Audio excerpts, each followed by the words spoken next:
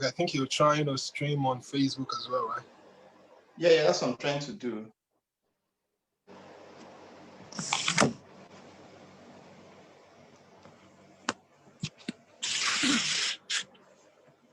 So yeah, I think we're good.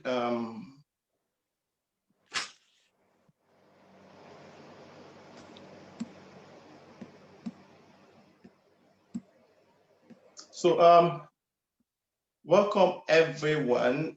Welcome to today's webinar. Yeah, I think we're good now. Welcome to today's webinar. If you attended yesterday's webinar, congratulations to you as well. I hope you really enjoyed the webinar yesterday. Yesterday we focused on the Training Scholarship. Today we're going to be talking a bit more about the Commonwealth Scholarship. As all of us should know by now, these two scholarships are very, very important scholarships and are scholarships that are being funded by the UK government, very prestigious in themselves. And we're going to be talking so much about the Commonwealth scholarships today. And just so you know, this meeting is being streamed live on Facebook and Instagram. And then if you have anyone that doesn't have access to the link, you can just send them the Instagram. If you got the mails, they could join through the Instagram and Facebook platform.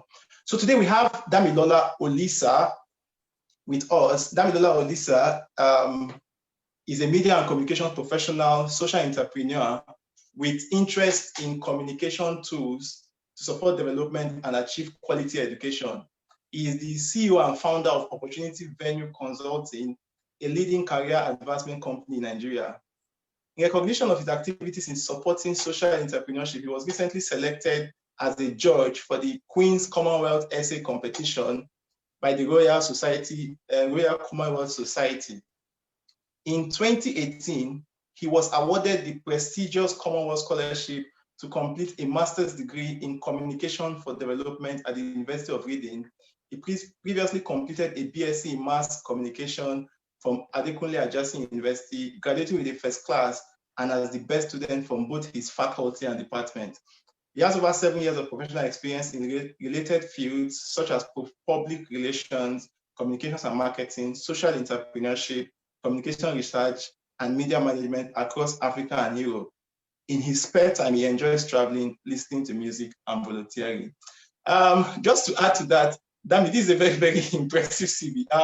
Just to add to that, Dami is a winner, just for the purpose of the people that are on this meeting. Dami was nominated in 2018 for 5 different Commonwealth scholarships.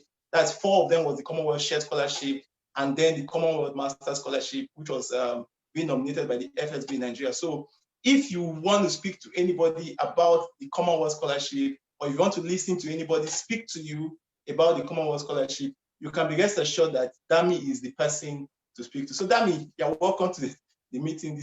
Welcome to the meeting today. Yeah, it's a great pleasure to be here this afternoon or this evening or whatsoever. It's a great pleasure to have you and the other guys joining us across Facebook, Instagram, and as well as on Zoom. Okay, can I? Yeah, so we go. Yeah. Okay. Okay, let me start it this way. This session is going to be about the Commonwealth Scholarship. I'll be talking in-depthly. Okay, to start with, I hope everyone can hear me. Just to confirm, Wisdom, I'm sure you can hear me very well. I can hear you very well. Yeah. Let's hope that all of the guys joining us on Facebook can hear me as well. So I'll be talking about the Commonwealth Scholarship, explaining exactly what's the Commonwealth Scholarship and how to win the scholarship, which is the most important reason why most of us are here. To start, okay, let me assume that most of the people on this session are seeking for master's degree scholarship. Wisdom, am I correct? We have true. Most of them are seeking for master's degree scholarship. I think a few are for PhDs as well. Yeah. Okay. So I'm gonna prefer we have more of a very interactive session. Okay. We're gonna be having a question and answer session. But before we go ahead with that, let me quickly explain what the Commonwealth Scholarship is all about and how exactly can you win the scholarship. It is it is not too difficult to win. You just need to understand how it works. That's just what you need to know about the scholarship. First of all, the Commonwealth Scholarship is a scholarship that is funded by the UK government. It is sponsored by the UK government, and it is handled by the Commonwealth Scholarship Commission in London. When people talk about Commonwealth Scholarship, I need to mention that there are different kinds of Commonwealth Scholarship. All of these scholarships are still being managed by just one body, which is the Commonwealth Scholarship Commission, which we fondly call them CSC. But there are different kinds of Commonwealth Scholarship. As at 2018, 2019, we had almost 7 to 8 kinds of Commonwealth Scholarship. We have Commonwealth PhD Scholarship. We have Commonwealth Masters Scholarship. We have Commonwealth Shared Scholarship. We have Commonwealth Distance Learning Scholarship, and so many of them. But let me just narrow it down. If you're applying for master's degree, if you want to go do your master's degree in the UK, the best scholarship you have to apply for, there are basically 2 of them. And they are Commonwealth Masters Scholarship and the Commonwealth Shared Scholarship. So those are the scholarships that pertain to master's applicants. And these 2 scholarships, the application normally starts around October, November. So you guys are getting the information at a very appropriate time, because by October, November, another round of application is going to commence, and everybody will start jostling around to submit the application on time. Okay, I think Chevening Scholarship, the application has started, right?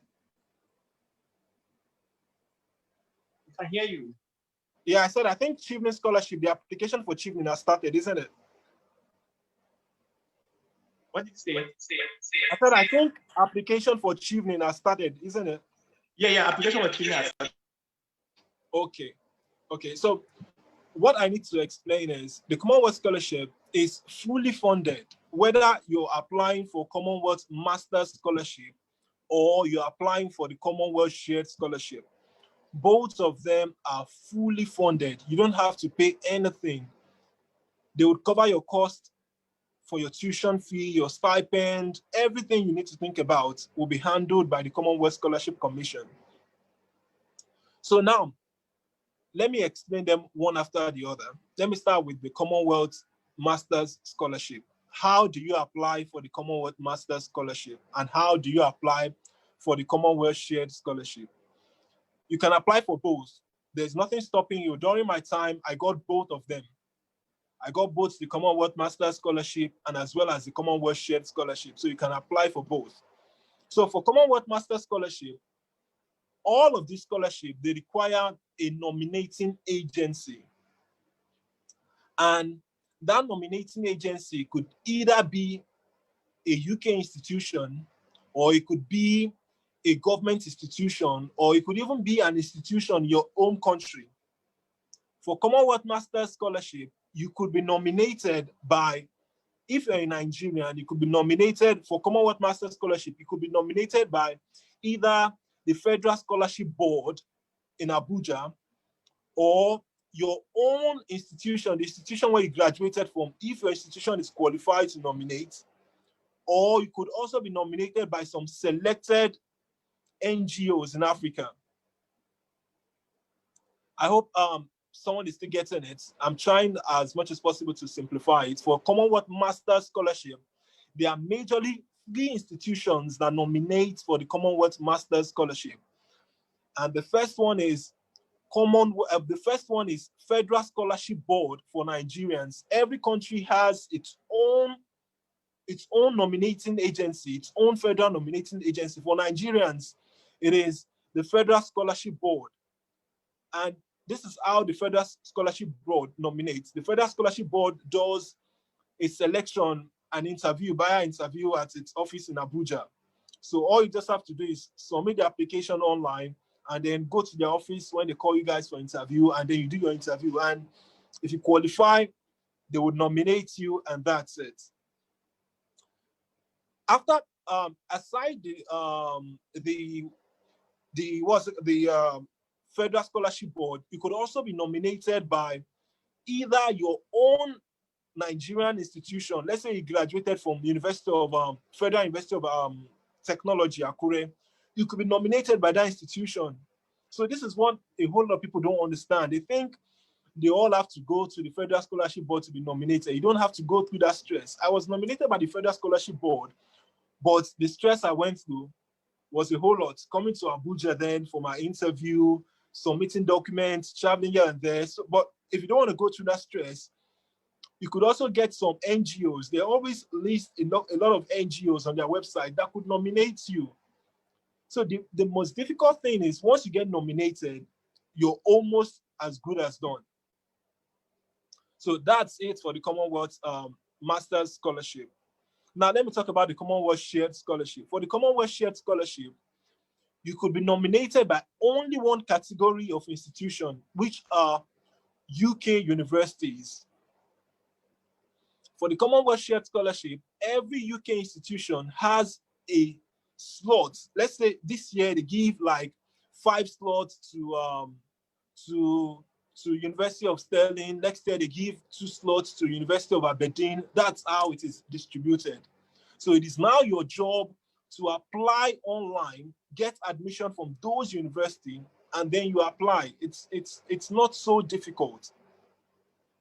So to round off my talk, because I wanted to make it brief, because I understand a whole lot of people already know about the Commonwealth Scholarship, but I just wanted to round off this talk before we go straight into the question and answer session on what are the tips you need to win this scholarship, especially when it comes to the Commonwealth Scholarship. The first thing I advise people when applying for the scholarship is and understand that the scholarship is an academic-based scholarship. The scholarship wants more of academic excellence. You know, most people, when applying for Achieving, they use the same essay for Achieving and they use the same essay for Commonwealth. It doesn't work that way. Achieving is a leadership scholarship. Achieving wants more of leaders, wants more of policy makers. Achieving wants more of change makers. But for the Commonwealth Scholarship wants more of people who have achieved a whole lot when it comes to academics. Commonwealth Scholarship tends to focus more on academics than Achieving Scholarship. So the first thing is you need to understand that philosophy at the back of your mind, that Commonwealth is more academic oriented than Achieving, which is more of leadership. So that's the first thing you have to know. The second thing which I would advise you when you're applying for the scholarship is you could get someone to guide you through, because the scholarship could be really complicated. And you could get someone to guide you through. Probably you could get, let's say, probably a former alumni of the scholarship, someone who has won the scholarship in the past, to probably guide you through. And also super important, I would always advise that you concentrate a whole lot on your essays. For the Commonwealth Scholarship, the most important essay that you're going to write is called Benefits of Home Country, Benefits to Home Country essay. This is like the most important essay in the Commonwealth Scholarship. This is one of the major things they use to decide whether you'll be selected for the scholarship or not. And in this essay, they want to know how exactly can you, what is the fantastic thing you're going to do to benefit your home country? That's what the essay is all about. So when you're writing this particular essay, when you start the application online, you say it. In that essay, what you're expected to do is don't talk about yourself. No, Commonwealth Scholarship doesn't want that. Commonwealth Scholarship wants, what are you going to do for your community? That's what Commonwealth Scholarship wants. What is the impact of all of this knowledge and skills you want to go get in the UK? What would the impact be on your own country? For instance, during my time when I was working on my essay, I talked about some of the ideas I'm implementing now. I talked about some NGO activities I wanted to come start in Nigeria after my study. And I gave very feasible statistics, very feasible impact my program would have. So when you're writing your essay, this particular essay I'm talking about is called the home country benefit essay. It's more of what would your country benefit if you go to study in the UK. Ensure that you don't just center it around yourself alone. Ensure the essay is centered around what would your home country benefit? What would your community benefit? What would your locality benefit if you go and study in the United Kingdom? So the last thing I'm going to say is, when you're applying for this scholarship, you should always remember that the scholarship ranks everything. Work on your profile. Don't just make your entire application, make it coherent. Don't just, if possible, what I did during my time to boost my profile, I published a couple of papers, a couple of academic papers, joined a couple of international organizations, a whole lot of professional organizations just to boost my profile. So you don't have to just apply for the sake of applying. You have to understand that this is a competition. You're competing with people from India, you're competing with people from Sri Lanka, you're competing with people from Ghana, from Cameroon, from all across the Commonwealth country, not just your own country, whether Nigeria or Ghana alone. So you have to give it your best. If you have to improve your profile by joining international organizations, go ahead and do that. So I think that's just where I'm going to be. I'm just going to be drawing the curtain for today. Let me just address a whole lot of questions. I just decided to come around to address, because I know a whole lot of us will have questions. Almost everybody knows about the Commonwealth Scholarship. I'm sure there've been a whole lot of people who have applied a couple of times, applied once, twice, and all of that, but couldn't get it. But they just need some guidance on how exactly, what are they getting wrong. In case you've applied before, please feel free to ask any question you might have about the Commonwealth Scholarship. In case you're planning to apply for the first time, ask any question you might have about the scholarship. All right, thank you so much, Dami. That was really, really enlightening. I'm sure it's really exposed everyone to basic aspects of the Commonwealth Scholarship. I'm going to begin, before I give people in the meeting an opportunity to ask questions, I'm going to begin with questions that I received from the application forms. There's this question that somebody says, having checked other successful applicants' biodata and certain roles they have played in time past, I got a bit discouraged. That means people will believe that the Commonwealth Scholarship is purely academic, purely based on academic excellence alone. What would you say to this? Does it mean that people who have academic excellence but no bit of community impact have no chance, or stand no chance of winning the scholarship? Are there sections in the forms that will be filled that says, oh, you have to show how you have demonstrated impact, or does it mean that you have to try to tell this story in the essay? Can you give us more light about this? Okay, for the form that you're going to fill online, there are so many sections to the form. The form has where you're going to talk about your volunteering experience aside your professional experience. You're going to talk about your professional experience, all the companies where you've worked and all of that. You're going to have to talk about your volunteering. These are very important. Your volunteering experience, your academic publications, and then your professional membership. So this is what I advise people. A whole lot of people think that to win the Commonwealth Scholarship, if you're not a first-class graduate, it is very hard. No, that's not true. During my cohorts, we had lots of people who had 2-1, and they won the scholarship. 2-1 means second class, and they won the scholarship. So, but what they did, from after my interaction with them, I discovered that one thing that was unique among all of us is we had strong leadership impact. So it wasn't all about, Commonwealth Scholarship is not totally about the academic achievement. You also need to have demonstrated high level of leadership.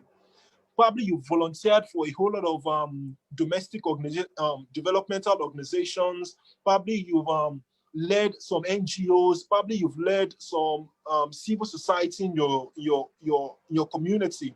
Those are part of the things you should bring forward. But let me say this before I hand over to you. one of the biggest problems I've observed that most applicants normally have is when we get into this stream of application, we get lost because you see so many essays staring at you. Oh, this essay is about, well, this one is about your academics, this one is about your leadership, this one is about your volunteering experience, this one is about your home country. So the essays are so many, and at times we get confused.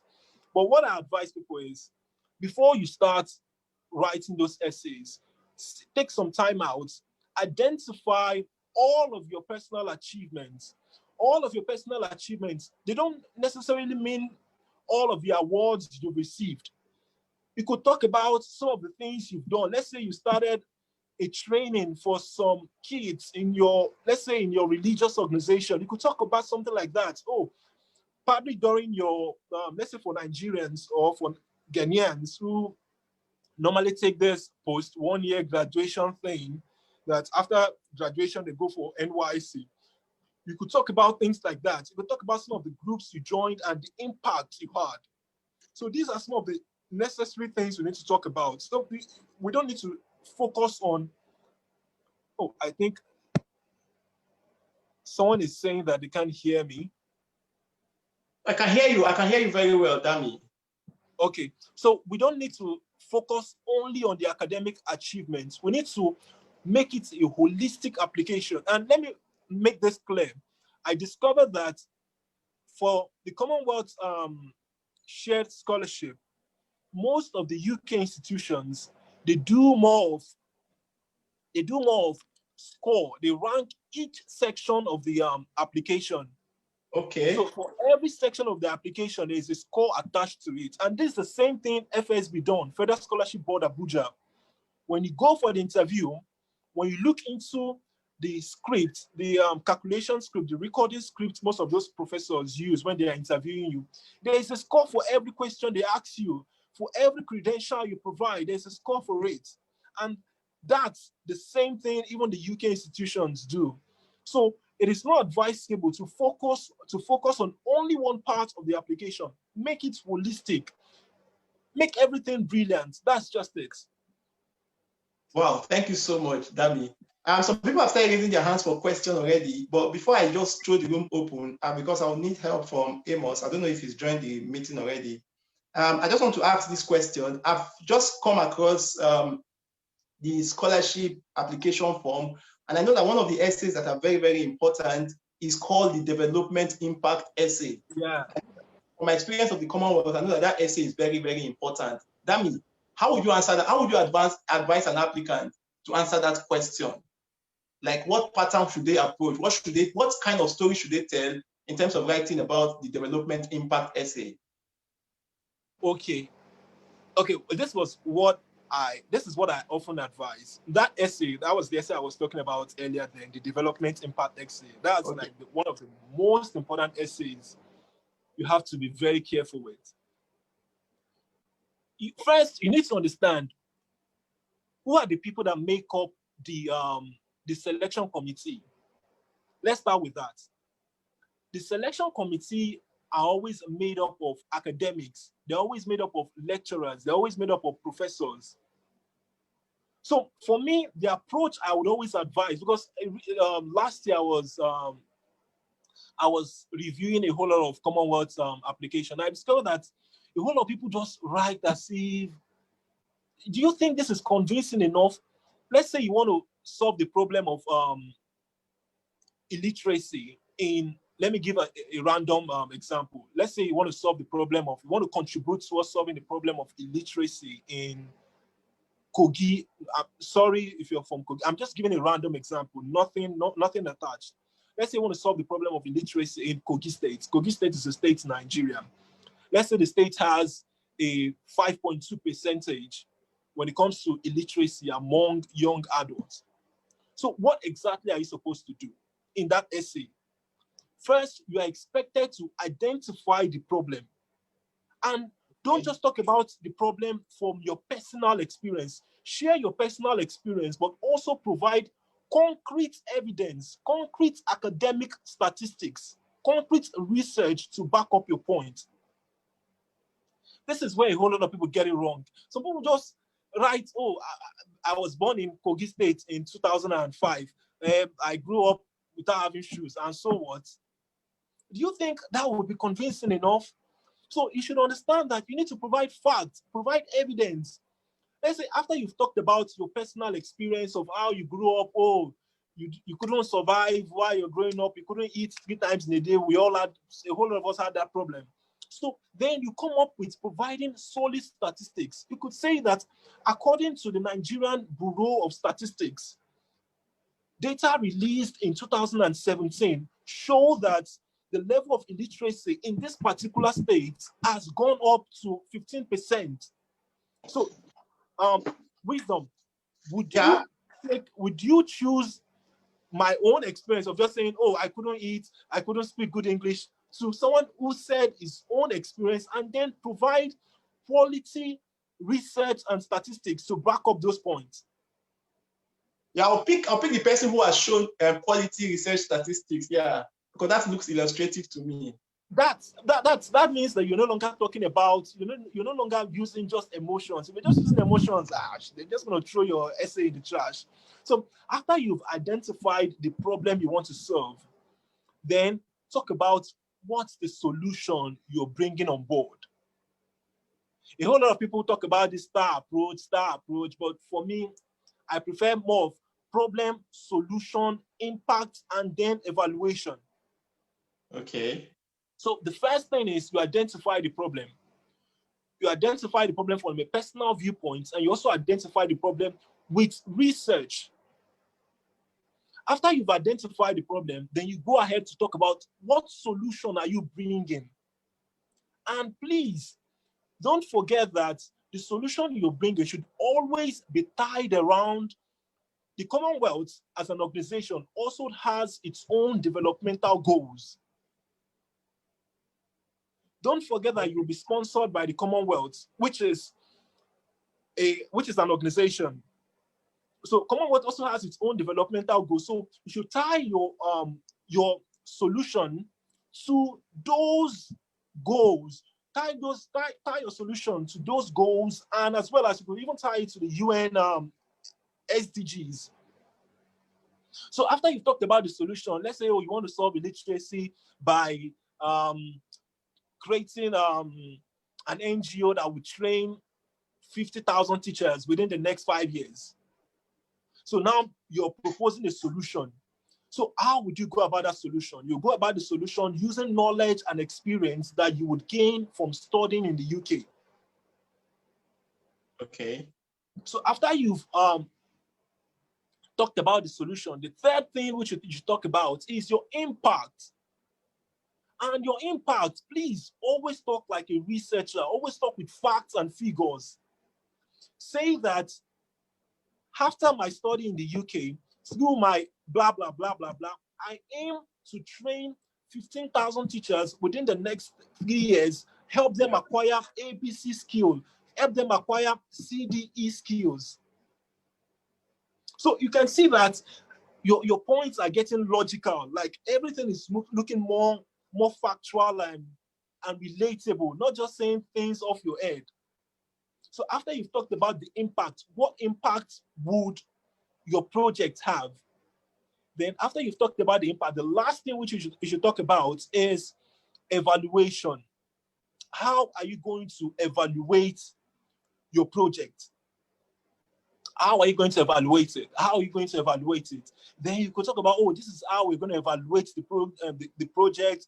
We're going to be conducting surveys. We're going to be conducting questionnaires every 3 months. We're going to be getting external auditors to come and audit our projects every 3 months or every 6 months. In everything you're saying, make it quantifiable. Make it quantifiable. Say facts and figures. If you follow that method, I can assure you, no. I was using the same. Okay, during our time, you know that I was nominated by 4 UK institutions. I know that's a big deal. And it was the same approach I used across board. It was the same development impact. All I had to do was always change some things to suit the course I was applying for. And that was working. It worked perfectly. And all the other people have helped to gain the scholarship. And Funny enough, after we got the scholarship, I met with some of our my cohort friends, and when I read their development impact, they all followed the same pattern: problem, solution, impact, evaluation. Simple, but if you're saying this thing, say it in a quantifiable way. Say it with facts and figures. Enough of opinions. Okay, thank you so much. That was really insightful. I think one of the things that I want to pick and emphasize from there is, if peradventure you're still in the university, for example, you don't have to be somebody that will focus on your academics alone. You have to think of problems that you identify within your academic community. If you want to gain the scholarship upon graduating from university, you have to be able to show that you have demonstrated enough development impact. You have been able to create change in your community that you could demonstrate in your essay, and of course, balance it with the side of your academic excellence, which, as Damilola has said, Commonwealth Scholarship is particular about, and maybe you will just be on your way to the UK. Okay, so we're going to allow room. I have a lot of questions for you, Dami. I've just put down some questions for you. We're going to answer that. But let me give opportunity to people who are raising their hands to ask questions, so that I think Sheon Akinola has been raising his hand. So maybe I should just ask him to unmute so that you could just ask a question. Sheon Akinola. Yeah, Akintola. Thank you, Williams. My question is concerning this working with NGO. That working with NGO, does it have to be with a very popular NGO? For me, for instance, I'm working with a particular NGO that deals in maybe in the littering of ocean and saving the animals on the ocean. And what I've been doing since 2016 for them is that I've been taking care of their website, their email server system, and ensuring that they are using professional and customer email system. Can I actually use that as one of my achievements as a leadership success? Then another thing I want to ask is that does it have to be that NGOs or the likes of that we have to mention in writing our essay? Can't we do another thing like rendering support to maybe a community, or do you have to route through an NGO? Let's just stop there. Dami, can you go ahead and answer the question? Okay, let me start with the last question of whether you must go to. No. There's no hard and fast rule about these things. See, the most important thing is impact. You could be in the private sector and you're making quality impact. You don't see, even during my cohorts, there were a lot of guys who came from the private sector, like completely private sector, like no affiliation with any civil society or any NGO or any whatsoever. So you don't have to bother yourself about that. What you have to bother yourself about is more of impact. What impact exactly am I planning to make? Or what impact have I made? So, okay, fine. I just wanted to confirm that my mic is working. Okay. The most important thing is, what impact am I making? Even if I'm in the private sector or I'm in the public sector, or I'm in the civil society sector or whatever sector you find yourself, what impact am I making at the moment? And what impact do I aim to achieve by studying the Commonwealth Scholarship? By studying through the Commonwealth Scholarship. The first question is around, please remind me again. Where is Akintola? Yeah, I said the first question is that, do we have to go through an NGO for us to actually be effective in volunteering? I remember you were talking about, let's say you're working in an NGO now. Please, let me make this very clear. You don't have to do things relating to NGO to win Commonwealth Scholarship.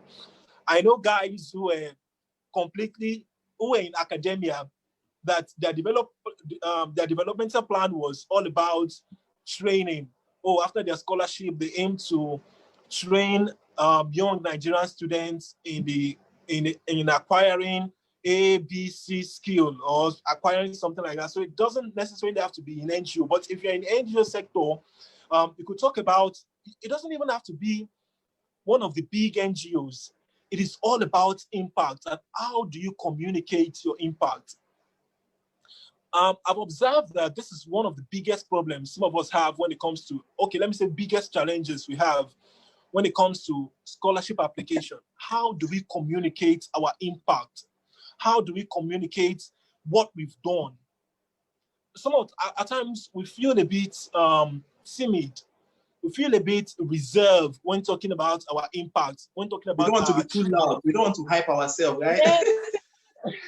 You really have to be too loud. You have to be too loud in this case. You have to present your application in a way as if they don't give you that scholarship, the educational sector or the financial sector in your country won't strive. Like, let them see that this person is serious about making impact. That's one of the things I really love about Chevening. Chevening guys, they are very, very vocal. Like, Chevening guys are, okay, I was speaking with one of my Chevening friends back then. He said when he went for his Chevening interview, the way he was speaking about the agricultural sector of his country, the committee felt as if they don't give this guy the scholarship. I remember my Chevening interview as well, so I can attest to. The guy said they felt if they don't give this guy this scholarship, the agricultural sector of this country might go. He's going to die. So at times you have to communicate those things. Talk about facts. Don't just say, let's say, okay, you organized a training where you trained, let's say you trained a couple of students. I'm just giving a random example. Let's say you trained a couple of students in how to use a drone. Let me just give a random example. You trained some students randomly on how to use a drone. So when you want to communicate the impact you had, that project, don't just say you trained students in the use of drone. No, don't say it that way. Say that you identified this problem, that students were unable to use advanced technology, which include drone, and it was a problem, was affecting the level of productivity of your students. And this was the intervention you had. And after the intervention, this was the impact the intervention you came up with had. And provide evidence that, okay, after you trained the students, their level of productivity grew from, let's say, 2% up to 30%. So instead of you just saying you train students, man, nobody will do. Let's stop there. Let's give someone else an opportunity to ask so that we can do a lot. But he has not answered my second question. Your second question is about. But I think does it also be that the NGO you work for? You said that it doesn't have to be an NGO; it just have to be just show the training and all of that. Does it have to be a prominent or a non-NGO to work with? Because the NGO that I'm working with is okay. Continue. No, it doesn't have to be a prominent one. No, nobody cares. Nobody cares about whether it's prominent. What the committee is always concerned about is the impact you guys are making, the impact you've made, the projects you've done. What have you done?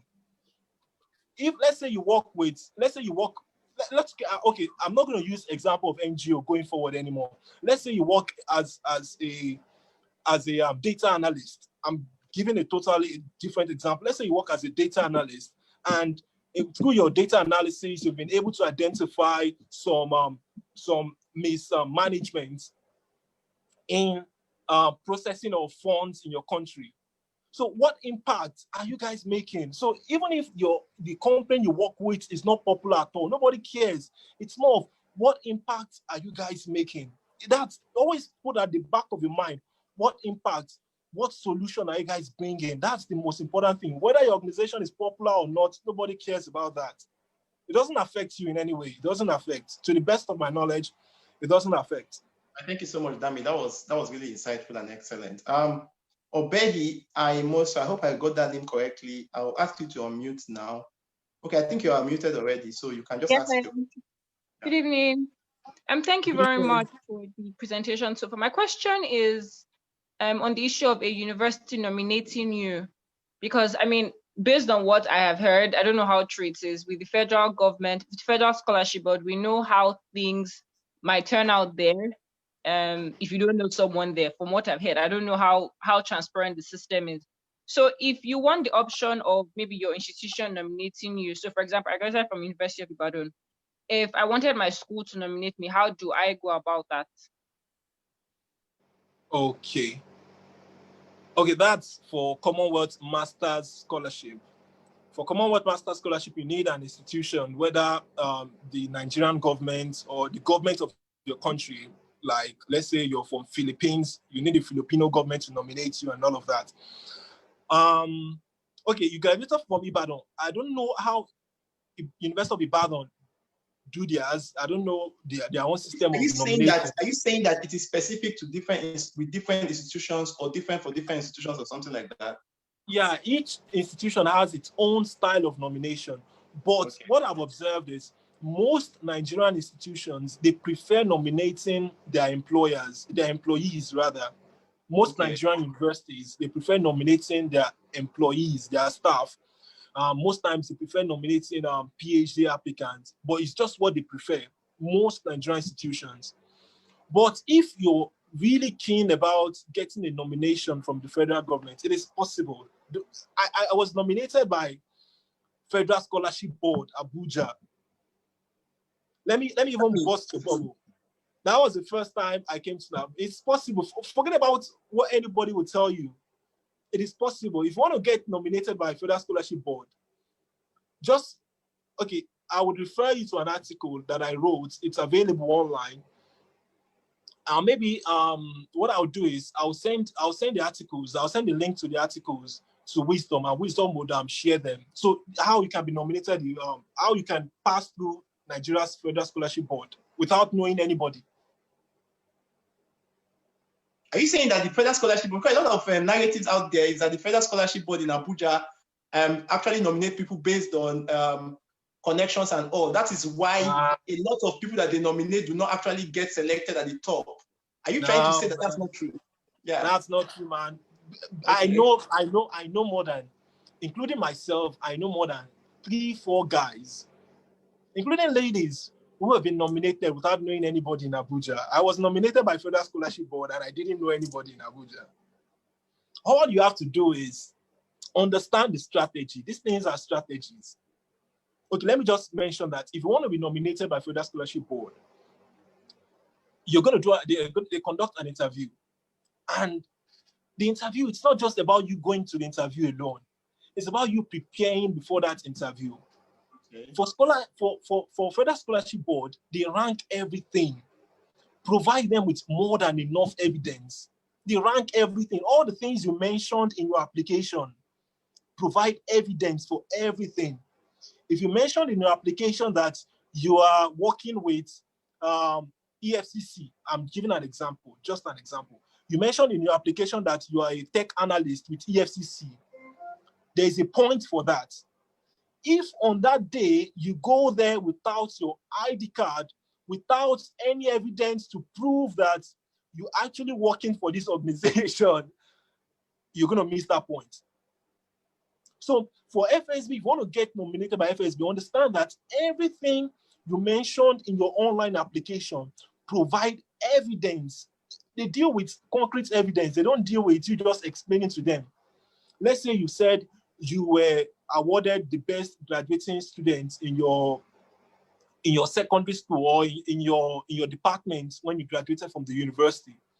Have an evidence to show them that you were truly the best graduating student. Because everything for them, they record everything, they give points for everything. Okay. Because it was one of our friends, you would know him, one of our friends, one of your achieving friends, was the one who explained how to really go through FSB and get FSB nomination, Federal Scholarship Board nomination. First thing is get that thought that you have to know somebody to be nominated by FSB, get it off your mind. If you go there with that mind, you won't get it. I went there with just a free mind, did my research, get all my documents. I armed myself with enough current affairs question because they normally ask current affairs question. Armed myself with enough knowledge, and that was it. And I was nominated. So I will send the link to the article to Wisdom, and Wisdom would pass them across. Yeah, I think we have the mails of everybody that's on this meeting, and we can send the mails across. So I believe that that answers Obehi's question. Sorry, Okay. to an extent, but I just wanted to say, so like you said, so you're saying that universities only, like most of the time, only nominate their employees, right? So it's not really a viable I think option. what Dami said is that you should make inquiries from a university where you are thinking of getting nominations from and see what process they have in place that you could follow. I think that's what I heard Dami saying or something. All right, thank you. And lastly, before she goes, if you're struggling with getting nomination for the Commonwealth Masters Scholarship, I advise that you could apply for the Commonwealth Shared Scholarship. For the Commonwealth Shared Scholarship, you don't have to bother yourself with how to get nomination. You just have to apply, get admission, and if you qualify, that UK institution would nominate you. I mean, no, let me say something about this. Let me ask a question about this, just for clarity's sake. Some people would say, I've heard comments from people who would say that the Commonwealth Shared Scholarship is very competitive because you're competing, for example, with people from across the world in terms of, okay, maybe 1,000 people applying to a particular UK university, and then they will just need one person. So based on your experience, what would you say? Which one is easier? Is it the Commonwealth Shared Scholarship or which one is easier to get nominated for? Just in 2 seconds so that we go ahead. There's no one that is easier, actually. There's no one that is easier. For instance, during my cohort, a friend of mine who was nominated at Cranfield University for just Cranfield University in 2018 had, I think, four slots. They had 4 slots or thereabouts. Over 800 people applied, 800 applicants. So, but what I advise is apply for both. Apply for both. That's just it. Apply for both. At least if you don't get Commonwealth Masters, you might be fortunate enough to get Commonwealth Shared Scholarship. Don't say this is the one you prefer. This is no. You don't have that luxury of deciding. If you're comfortable with applying for just one, then go ahead and apply for it. But I would advise that apply for both. You can't say which one you get for sure. Yeah, thank you so much, Dami. I think I would just need to emphasize some of the points that Dami has made so far, just for the sake of emphasis. If you are doing academically excellently well in your academics, then comparing to the session we had yesterday, I've said earlier in this meeting that the Commonwealth Scholarship is more or less targeted towards academic excellence. So unlike the Achieving Scholarship, where you need to demonstrate leadership in terms of standards in your leadership, if you are doing well academically, please don't relent on your academic results alone. I think that's what Dami has said this evening. Try to seek ways of engaging, try to seek ways of creating impact in your community such that you could give a balanced story of yourself. And of course, I want to say here that the organization I work for, Young Leaders' Rights and Patriotic Initiatives of Nigeria, is one platform that helps people, gives people that opportunity to express themselves in terms of creating impact in their local communities in Nigeria and across the globe. Okay, so I'm going to move straight to, I don't know, I tried to unmute Abubakar Musa, but it looks like your background was noisy. I'll ask you to sort that out before I unmute you again. So I'm going to give the floor to Jayesimi Motunrayo. If you're in, I'm asking you to unmute now. Can you ask your question? Good evening. Good evening. Thanks for the teaching. I just have 2 questions to ask. Firstly, I want to ask Damilola to please shed more light on NGOs. We didn't hear you. Come again. When it was talking about we should. Hello, can you hear me now? Yes, please. Okay, so I said when Damilola was talking about the NGOs, the international NGOs, that we should try and volunteer or take space. I want to know that if you want to work for any NGOs or you want to volunteer for any NGOs, is there a limit to the number of NGOs, or you can just like volunteer for one, or is there a limit to it? Like, do they pick based on, okay, this person is working for like this person has connection with like 5 international NGOs, or this person has just one connection, it's just one NGO. Then second question is it compulsory to have an international passport when applying, or you can get the passport after applying? Is there a criteria that it needs? Because for chevening, I think you have to input your last name, stuff like that before you can even register. So I don't really understand. I missed yesterday class, so I couldn't ask that question. So that's why I'm asking the question. I hope you get it.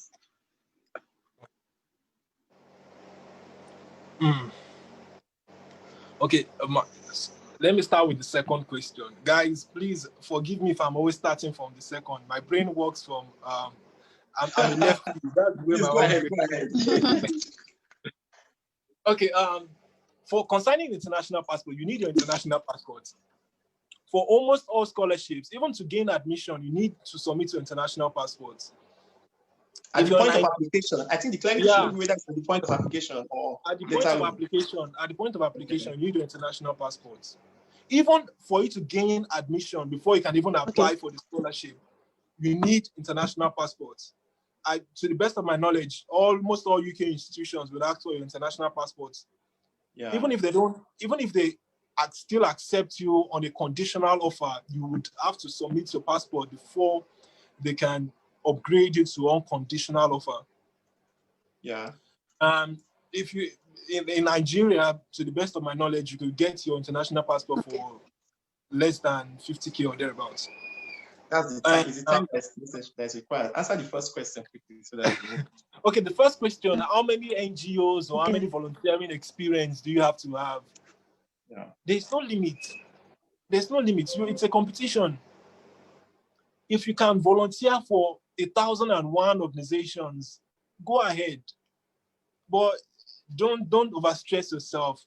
At least if you can, for during my own time, I think I was volunteering. My volunteering experience, I think it was like I mentioned I volunteered for like almost 5-6 organizations in total, because there's a section for volunteering activities. There's a section for that separately. So there's no cap. There's no cap. But just bear at the back of your mind that this is a competition. I forgot to mention, I applied for the Commonwealth Scholarship twice before I got it. I applied in 2017, and then I applied in 2017. When I applied for just Commonwealth Shared Scholarship. And I applied for just 3 institutions through Commonwealth Shared Scholarship. I just felt I was naive then. I thought it was a joke. I thought it was something you just apply and they'll pick you. And of all the 3 institutions, no one picked me. So it was then I realized that, man, this is a serious issue. This is a competition. You're competing with different applicants from all over the Commonwealth, all over Commonwealth countries. So after that first year, I had to go and improve significantly on my profile. Significantly on my profile. I published more academic papers. I joined more professional organizations. I volunteered for more organizations. Those are the major things I did to improve on my profile. And I improved on how I communicated my development impact. And I also listed all of the awards. So please bear at the back of your mind that this is a competition. Improve on your profile holistically. Don't just say, if you're volunteer for as many as possible, publish as many as possible papers, academic papers, check for free journals. If you don't have money to publish with some of these reputable journals, you could look for free ones and publish with them just to improve on your profile. Yeah, I think that's very, very important. Yeah, so you see that there's basically no magic there. Somebody that didn't have any nomination the previous year. Dami, I want to say that one of the reasons why I invited you for this webinar is because that was purely remarkable, to be honest. That was purely remarkable. I mean, at a time when a lot of persons were not getting nominated for the Commonwealth Scholarship, Dami had 5 different nominations, 4 on the Commonwealth Shared Scholarship and then 1 on the Commonwealth Scholarship. That was remarkable. And you see, he's just sharing with you tips. I think that most importantly, you should take responsibility for what you're doing. Just think about the Commonwealth Scholarship compared to the Chevening Scholarship has a lot of forms for you to check. There are forms where you have to put your publications. I think it allows Yeah. up to 5, right? I think Dami checked all 5. There are points where you have to put your professional your awards, right? How many does that check? Like how many awards are allowed there? So I mean that there are a lot of places for you to fill forms, and you are competing with other people. Imagine that you had a first class degree and you had nothing else. You wouldn't you wouldn't compete with other people. You want to say something? That was the mistake I made in the first year of applying, which was in 2017. I thought having a first class, come on, how many people had a first class? I thought that was enough, but obviously it's more than that. Let me surprise you. If you don't improve on your profile holistically, someone who even had a 2-1 or who even had a 2-2, a week, there was a friend who had a week 2-1. She got 2 nominations. A friend from, I think, Namibia or Tanzania, I can't remember the country often. She had a week 2-1. She got 2 nominations, and she also got another prestigious scholarship. But when you look at this lady's profile, she had a very strong profile. Her years of experience was solid. Her leadership experience was solid. Her publication solid. Everything was, it's a holistic application. It's not just one-sided. All right, thank you so much. Let's give opportunity to other persons to ask. Thank you. You're welcome. Thank you, Mr.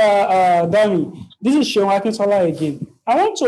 No, that's Sean, you're not allowed to. Let's give other opportunity to other persons to ask questions, please.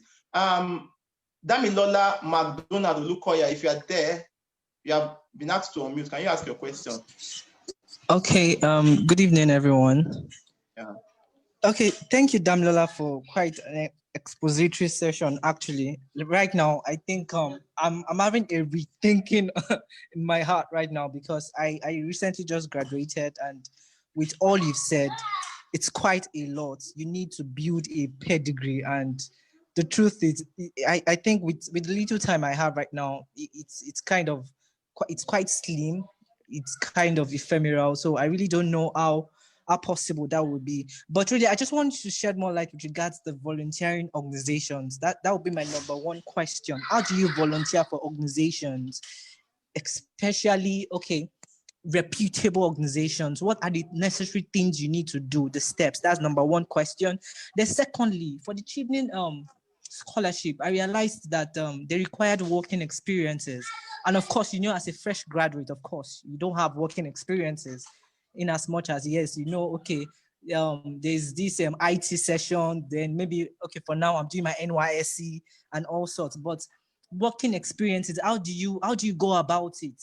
How do you go about it? For instance, for achievement section, there's a particular amount of hours or required hours that you need to or must have served.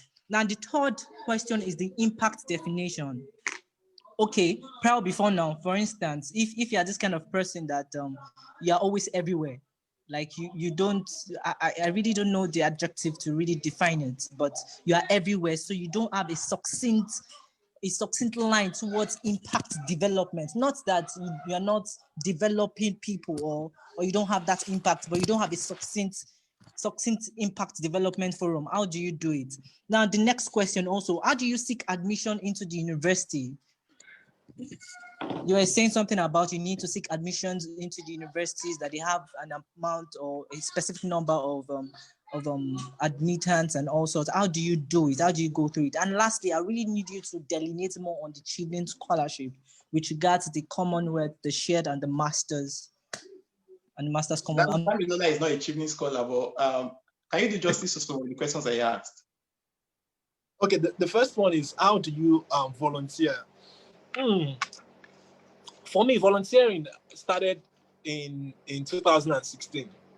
A friend of mine, we're just crazy about volunteering. We're just volunteering. The thing about volunteering is, you don't wait until, let's say you have some targeted organizations you want to volunteer with.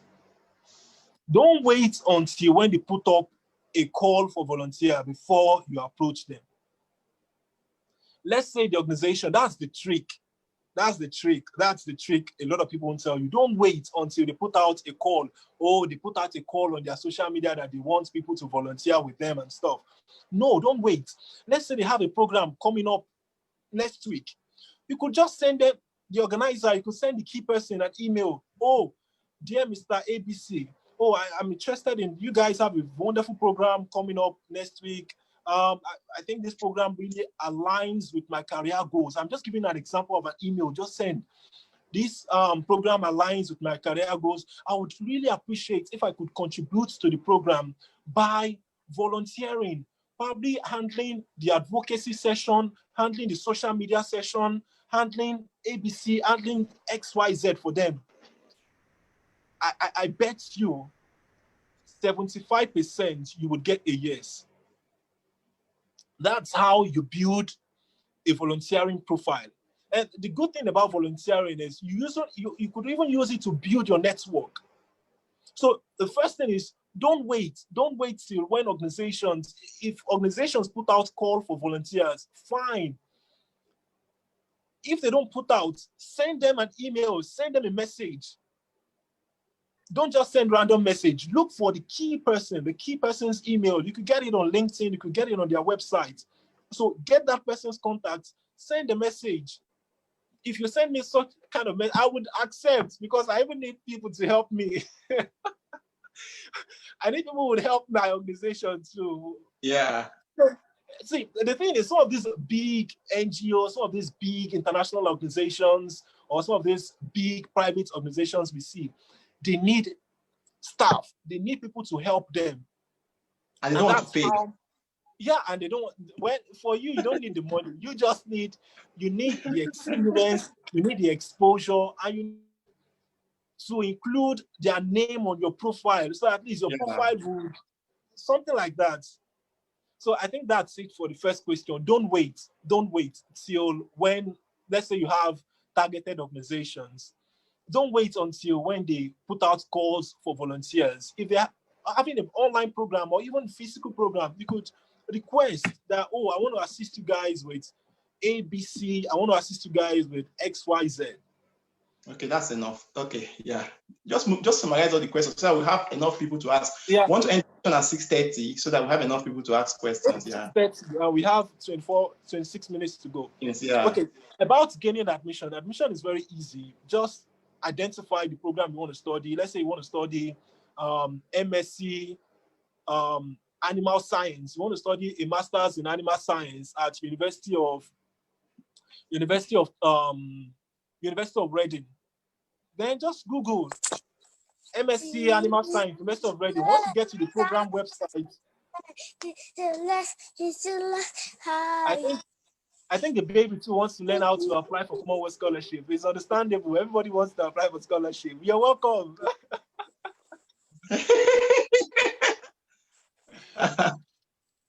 So as I was saying that, oh my goodness. Sorry, I doubt whether you can still see me here. Okay, I was saying that, what was I saying before okay, if you want to apply for admission, just identify the program website, then you go there, apply online. That's very easy. So Wisdom, over to you. All right. Let's allow, okay, I want to talk a bit about Achieving Scholarship. Of course, I'm going to answer that question because I'm a Achieving Scholar myself. He talked about work experience. I'm sure you must have missed yesterday's session. So what I will do is, the organization's email is there. You could send an email, but just go look at I think Amos has posted the link to yesterday's session. We answered that question very elaborately. So just go use the link to yesterday's clip and then watch the session that we had yesterday. You get the answers to the 2 questions you asked as regards the Achieving Scholarship. Right now, I want to allow Emmanuel Eyo. Emmanuel Eyo, if you are there, can you ask your question? Okay. Thank you very much for the session. It has been really helpful. So what I want to ask is, for a candidate, or let's say a potential applicant who has let's say a very good profile, but let's say without any publication, what's the chances? Like, have you seen anybody who got awarded the scholarship without any publication? That's my first question. Then my second question is, at the point of application for the Commonwealth Master Scholarship, are you already supposed to be in possession of an offer of admission from maybe 3 UK universities or at least one university? Then thirdly, how many references are needed? Like how many referees do you need for the Commonwealth Master Scholarship? Thank you. Those are my Let me questions. add that question, Dami. Does the references have to be academic or purely professional or both? Quickly answer those questions. Dami?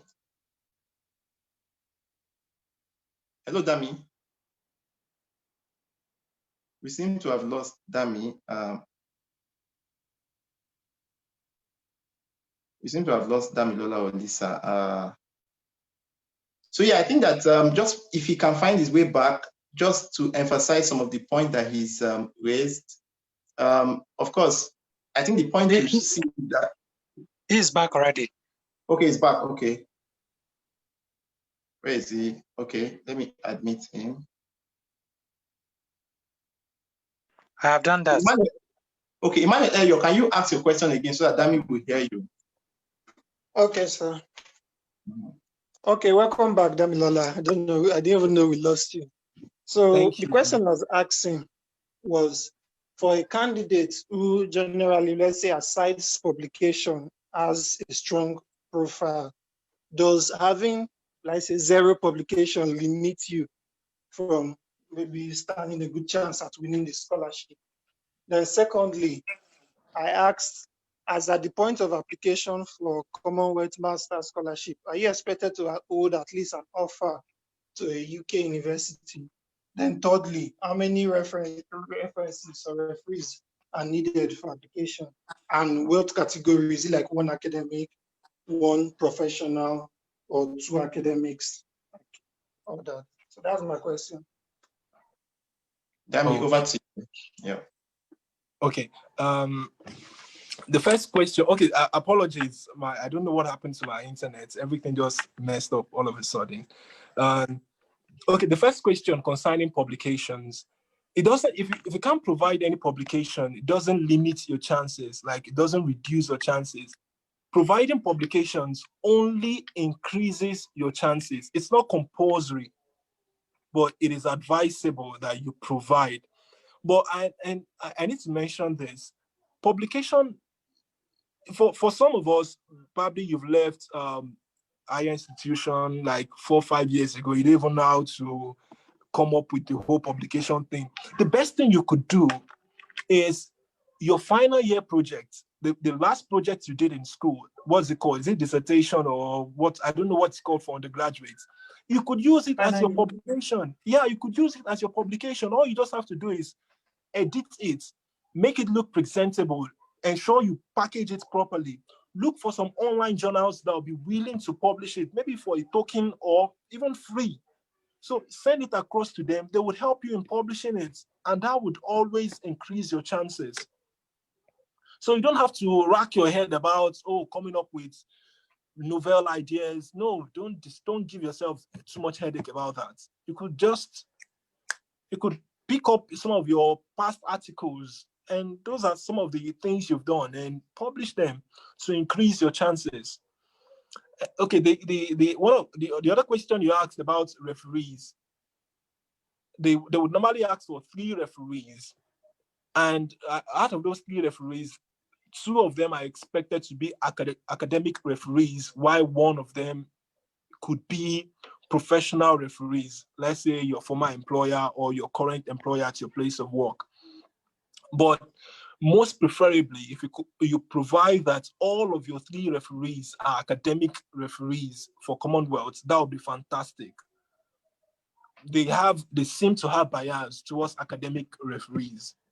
So if you could provide 3 academic referees, that's great. But if you can't provide 3 academic referees, but ensure that at least 2 of your referees are academic referee. By academic referee, I mean your current lecturer or your former lecturer, someone who knows you. Let's say it could be your former supervisor, it could be your former head of department, someone who knows you, an academic who knows you substantially well enough to comment about your academic achievements.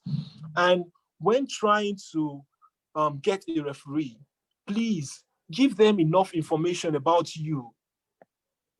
Your referee might have forgotten about you. Let's say you graduated from your department 5 years ago. Do you expect your HOD to still know a whole lot about you? No. So give them information. Oh, sir, I was the best student in your course. Let's say you were the best student in CSE 205. Tell him so that it would include some of those achievements in the reference is providing for you. And lastly, consigning.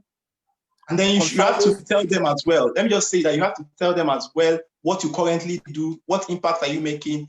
If you left university 5 years ago, of course, like Dami said, your HOD would not know what impact you are making currently. You have to tell them. Some people will advise that you send them a copy of your CV, let them see what they can speak about, so that the referee can, aside giving just academic perspective to what you do, you can balance it up with your engagement in volunteering, networking, and every of those things. Let me continue. Okay, I just wanted to thank you so much for that contribution. I just wanted to round off with the talk about. He asked one other question around admission. Admission. Yes, you need unconditional offer if you're applying for Commonwealth Masters Scholarship. At least you need an unconditional offer. If you're going through FSB, Federal Scholarship Board Abuja, if you don't go there with an unconditional offer, forget it. They don't accept, as at the last time, as at 2018, they don't accept conditional offer. They accept only unconditional. So that's it. Okay, thank you so much, Dami. This session has been really, really insightful. Thank you so much. I'm sure that the participants are having a great time here. I don't know if Abubakar Musa Magaga is sorted. Want to have you ask your question now. Or if you are not, Ruben Okafor, can you ask your question?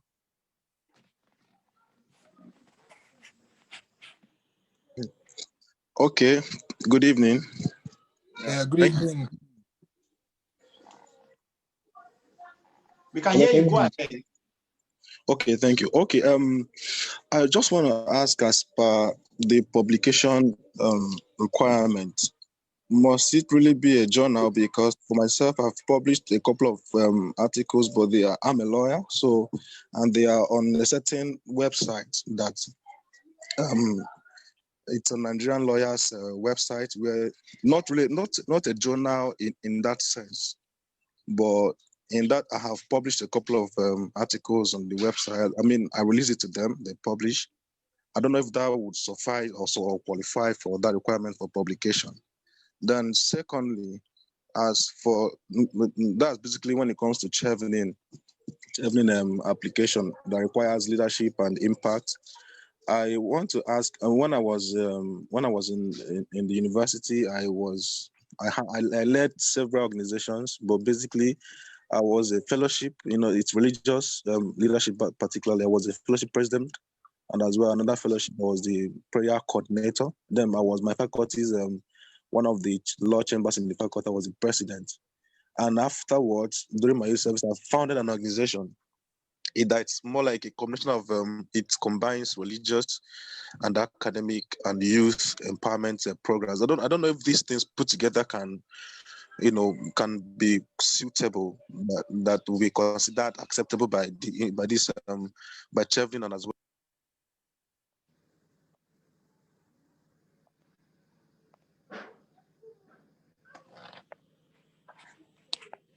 Hello? Can you hear? Where is Ruben? Yeah. Okay. Yeah. Okay. Let me just quickly address what you said concerning publication. Yeah, it's fine. It's fine if you've published with specific.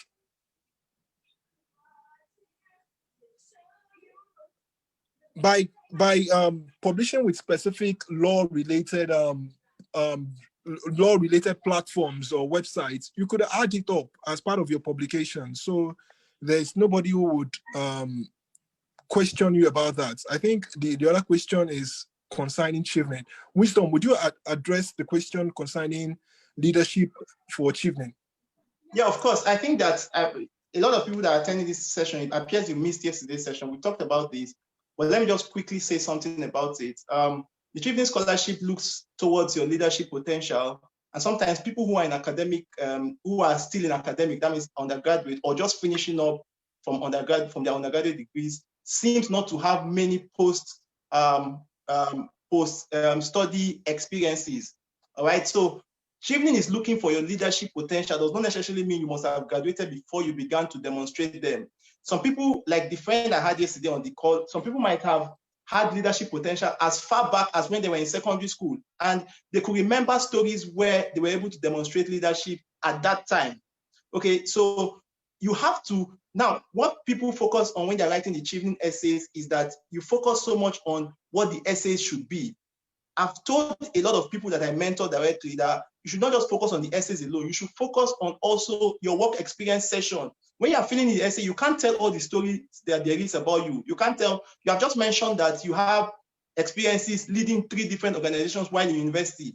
I'm sure that you're a lawyer, and from the way I sound, you must have also done well in your academics as well. So if someone that is reading that kind of essay would want to say, okay, this person did this, led 3 organizations at university, and then still was able to excel at this. That's enough leadership. That demonstrates enough leadership. You should not hide that because you did it at university. You should state that. And now I want to say, because the first person asked the question, the first person I referred to the clip we had yesterday was asking about work experience. I wanted to say now that your work experience is not necessarily post-study. Your work experience includes, the only thing it does not include is your sideways. It says not anything that you took in completing your degree, which is of course your sideways. Anything you did not take completing your degree, which include volunteering, even freelancing. Some people are remote, they work remotely by themselves. Some people found their own organizations that they lead by themselves. Some people work, you know what freelancing is, some people do that. Those count as work experience. What you should just do is, so you do not necessarily say, okay, I have to have graduated from school and finished 2 years before I gain the necessary number of work experience. No, you should think about, what have I done? What are those volunteering activities that I did? For me, for example, when I was applying for achievement at the start, or let me just say, because I didn't win that one, let me talk about a scholar I know who used her secondary school when she was, she founded a book club. She included that as a work experience, and she told that in a leadership essay, and she won the scholarship. So the only advice I would say is that while you're writing your essays, do not go so backward. Okay, for example, if you're writing about leadership, you don't want to start telling stories about what you have done 5 years ago. Somebody wants to ask and say, okay, what are you doing now? How does it translate to what you'll be doing in the future, right? But if you are filling your work experience session and you know that those things have created enough impact, please, please, please go ahead and state them, and they'll help you, they'll aid your applications immensely. I think that should answer the questions of Ruben Okafor and the initial person that asked a question. Dami, I wanted to say about the Commonwealth, because today's session was basically about Commonwealth. I'm an achievement scholar, so I can't run away from those questions. Okay. I wanted to ask, just to balance it, about the publications, because I think I've seen someone who has won the Commonwealth Scholarship without a publication. Does it mean, do you need the publications and all these other aspects to get nominated, or do you need it to get selected? Because from what I understand you so far, there are 2 aspects to the selection, right? You first get nominated by either a university or a scholarship board, and then you get selected. At what point does the nomination count for you? At what point? So that people does not get discouraged. Now, I just want you to lay emphasis and clarity on that. Okay, let me quickly clarify that. Concerning nomination at the stage of Commonwealth Masters Scholarship, you could still be disqualified at the stage of Commonwealth. You could be disqualified at both. Like when you're nominated for Commonwealth Masters Scholarship, what happens is, let's say organizations like governmental organizations that nominate, Commonwealth tells them to nominate 3 times more than the expected number. Okay. So let's say if Nigeria is expected to provide 20 scholars for this year, the Commonwealth will tell FSB, provide us with 60 names So out of that 60, then the Commonwealth will select 20. That's the way it works for Commonwealth Masters Scholarship. But for Commonwealth Shared Scholarship, once you are nominated, there is like 90% chances that you've been selected. Because UK institutions, UK universities do not nominate more than the required number of applicants. If a university has just 6 slots for that year, that is, the university is expected to nominate 6 applicants, the university would nominate only 6 and maybe provide 2 reserve candidates. Okay. So the system is different for both Commonwealth Shared and Commonwealth Masters. So nomination under Commonwealth Shared is more secured than nomination under Commonwealth Masters. So if you're nominated under Commonwealth Masters, your profile needs to be really, really strong for you to be selected. Because I know someone who was nominated by FSB in 2019 for Commonwealth PhD, but he wasn't selected in the end. So it's nomination is more secured when you apply through Commonwealth Shared. Good. Yeah, the only ground on which you not be selected if you are nominated on Commonwealth Shared, maybe on grounds of things like maybe you did some basic mistake in the form, things like you didn't meet the requirements, you're not from the eligible country, and things like something really, really serious. All right. Do we have any other question in the chat box that has not been answered, or anybody raising up their hand, so that I think we have just about 7 minutes to close this. We might just take 1 or 2 questions more, and then we call it a day. I'm sure that Dami, this session has been really insightful. It looks like I should apply for the Commonwealth Scholarship again. So do you have any other questions, please? Can you raise your hand or put it up in the chat box so that are we taking any questions from Facebook and Instagram? Okay, yeah, they should. Amos, maybe Amos should just help us check that. But Abdullah Adams is raising up his hand. Maybe you just ask your question very quickly. Hello. Hello, Yeah. Adams. Yeah, good evening. Thank you very much for all your contribution and all the insights we have. My own question goes like this. Firstly, I'm a graduate. I just finished NYC, and as you said, most of the so we have to like maybe have like some experience list about those NGO, so like maybe publications and stuff like that.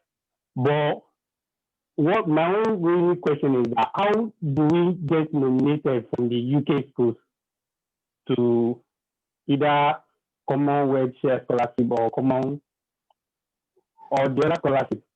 Then secondly, in the process, the essay, how does the essay look like? Thank you.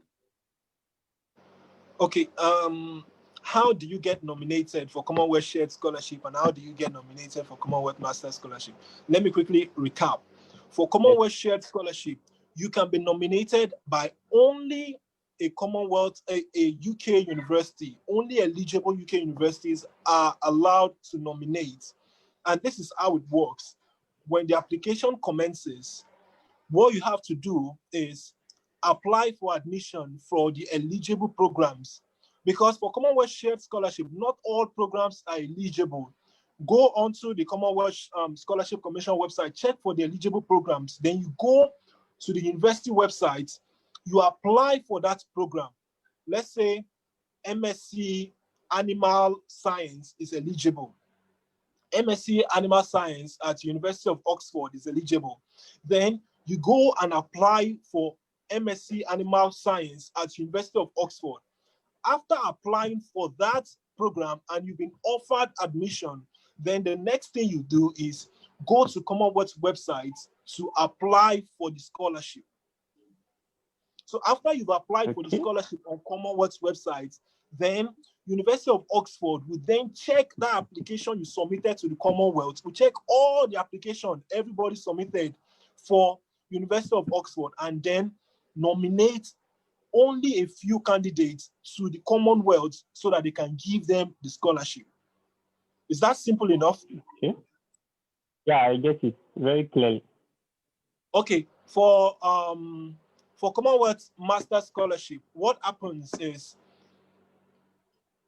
national bodies, national institutions like national educational institutions and national universities are the ones expected to nominate for Commonwealth Masters Scholarship. They are the ones who do the nomination for that one. So for that one, all you have to do is get admission for any program, any master's program in the UK.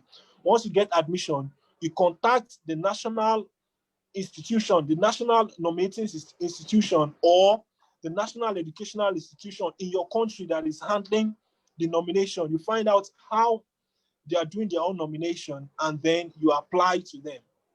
Once you apply, if you're selected, then they will nominate you to the Commonwealth for selection. Okay. Yeah, well, Thank you very much. Thank you so much, Dami. I think that's enough. That's enough insight for today.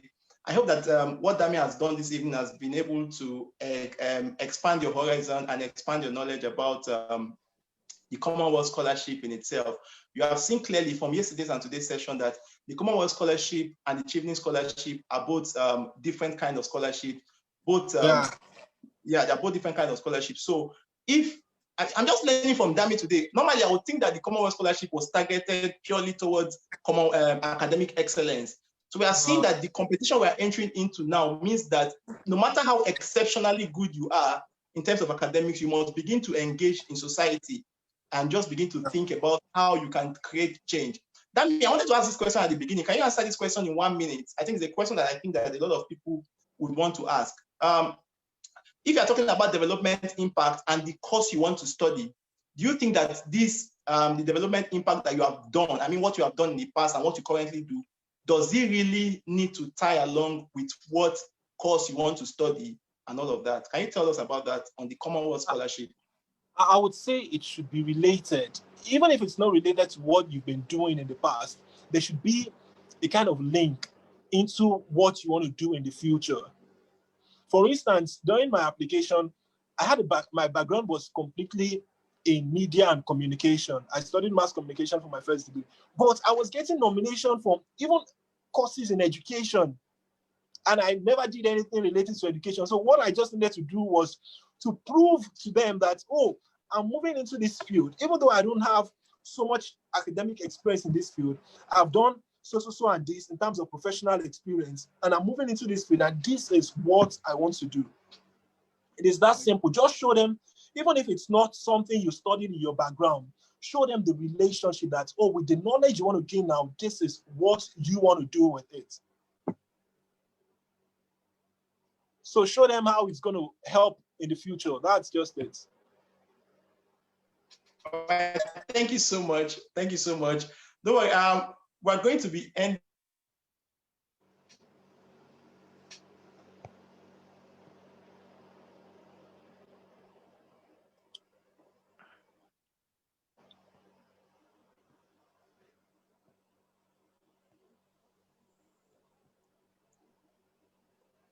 Hello, can you guys hear me?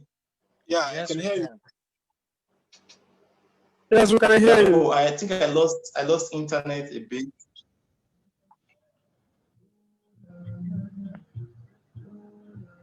We can hear you now. Okay, so basically we're just going to be rounding up the session. Dami, I would just want you to type your social media handle in the chat box so that anybody who wants to reach you directly can reach you, because I'm sure that I'm seeing 5 hands are still being raised. A lot of people still have questions that they want to ask. So if they think that they want to reach you directly, I think I mentioned at the beginning that Damilola is the founder of Opportunity Venue Consulting. Yeah, can you say something about that quickly, just in 2 seconds? Okay, Opportunity Venue is a career advancement platform. What we do is we help young professionals advance their career. We do things relating to CV optimization, statement of purpose review. We do things relating to workshop, organizing trainings, and so forth. So we do a whole lot of things. So I would really appreciate to have you guys contact us. You could, I'll be sending my email across. I'm typing my email right now. That's my email address. So on all social media platforms, my name remains Damilola Olisa. So once you see any guy who has a big head on... All right, thank you so much, Dami. And of course, I will just need to say...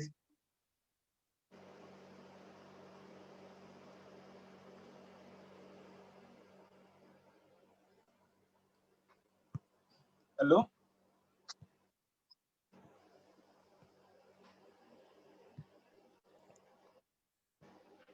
Hello, Dami.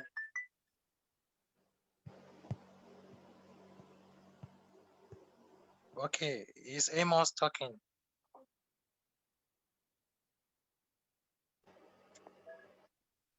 Okay, I think we'll be ending this session now. And we want to sincerely appreciate every one of you for joining this and for taking responsibility for yourself and for our nation, Nigeria. We at Young Leaders' Rights and Patriotic Initiative of Nigeria believe when you develop yourself, you are equally develop your nation. Because as you all know, Nigerian government is spending thousands of naira to feed prisoners on a daily basis. So when we see you taking deliberate steps to improve on yourselves and to become useful to the society, we look at it as something that we should encourage. And that is why we bring this kind of opportunity your way. And this has been our culture. This is what we do. We are focused on the youth. It's not an organization that one old Baba is leading. We are young people leading young people for impact in Nigeria. So you are free to be a part of what we do from anywhere you are. Wisdom right now is in the UK. We have members also in Russia. We have members also in Japan. We have members also in Benin Republic and some other African countries who are contributing daily to whatever we do at European. So you are free to join us. I've shared the social media and I've shared the WhatsApp and the website already. Feel free to contact us so we could build ourselves and Nigeria together. Thank you so much. Nice having you. Bye. Thank you so much, Richard Amos, and thank you so much, everyone, for attending the meeting this evening. I'm sure that you have enjoyed yourself and you have learned a lot. So if you have any questions, you can send a rejoinder email to the email that was sent across to you, to the email that sent an email across to you. That's contactyopen@gmail.com. And of course, like Dami said, Dami is going to be sharing with us a link, and we're going to try and get that link across to everyone who has registered for this event. And if you have any questions, just ask it. Feel free to ask it, and we'll answer the questions. Like Amos said, we have put the social media handle of our organization online on the chat box. Dami has included the social media handle as well and his email address. And then, of course, you can keep in touch for whatever reasons that you have. I wish everybody here all the best, and hopefully by this time next year, so many of you would be on this side, creating impact and creating change across the world. And we can't wait to congratulate you. Thank you so much. Because somebody's asking if there's a recorded version. Yes, you could go to the European Facebook page. I'm sure Amos already shared that link. You could go to the European Facebook page, and then you will see the recorded versions of yesterday's session and the session that we have just concluded now, or we're just concluding now. You could see everything, and then if, of course, the email address that's sent to you could also send an email, and then we'll be happy to answer or respond to your emails. All right, that's enough. Maybe I'm going to unmute everyone. If anybody wants to say bye or wants to say something, just to end this meeting. We end this meeting in just about 10 seconds. I think that's all. People can just you can just say bye for you. Let's end the meeting because I can't find where to unmute this. After. So Dami, thank you so much. Bye, everyone. Yeah. Mr. Dami, thank you very much for honoring us. We greatly appreciate you. Thank you so much.